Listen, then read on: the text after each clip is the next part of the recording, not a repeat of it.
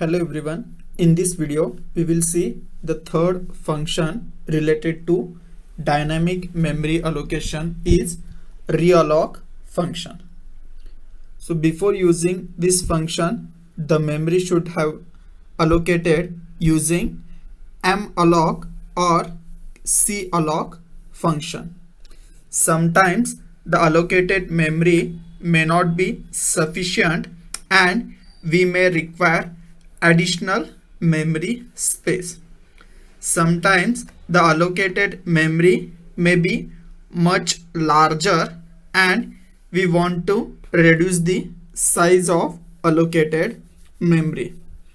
In both situations, the size of allocated memory can be changed using realloc function, and the process is called reallocation of memory. So this is the syntax of a realloc function, which is already present in stdlib.h header file.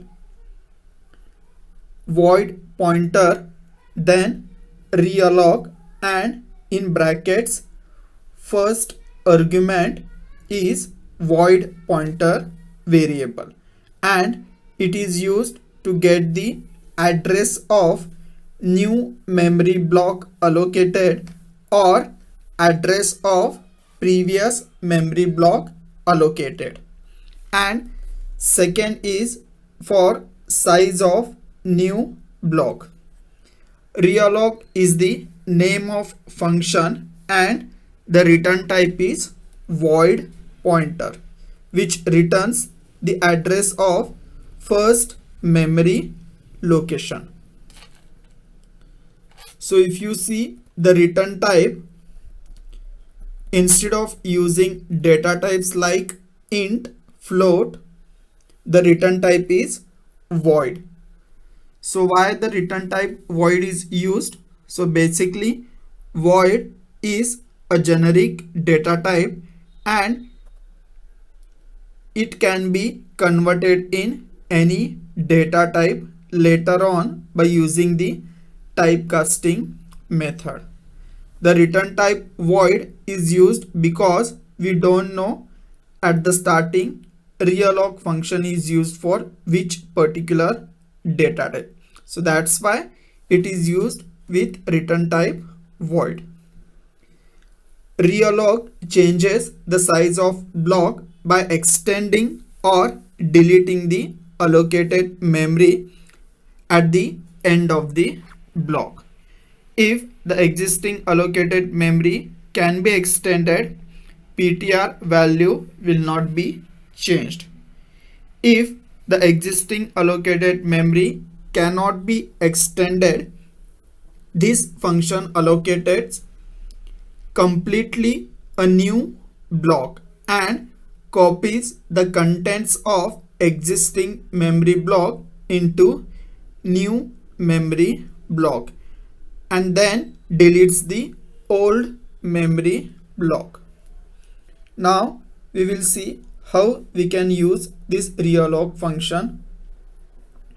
So this is the syntax of using realloc function. So here PTR is a pointer to a block of previously allocated memory either by using malloc function or calloc function, and size is new size of the block. So here on successful allocation, the function returns the address of first byte of allocated memory, and if specified sizes of memory cannot be allocated, then the allocation is called overflow of memory. In such case, the function returns null. Now we will see example.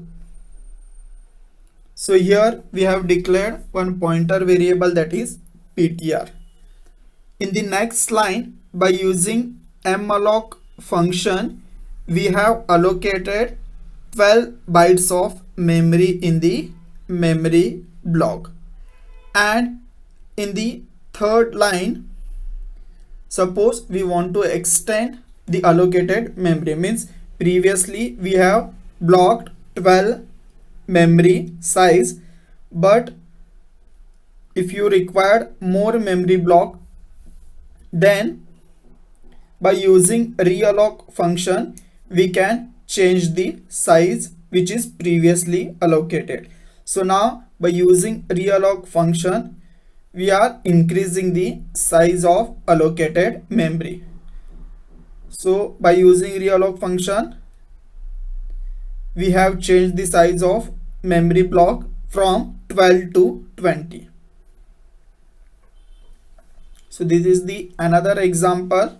So here in first line again we have declared one pointer variable. In second line, by using malloc function we have blocked 12 bytes in memory location. So suppose you want to decrease the size of memory allocated. So again by using realloc you can decrease the size. So from 12 bytes we have decreased the size to 8 bytes. So in this way you can increase or you can decrease, that is you can change the size of allocated memory.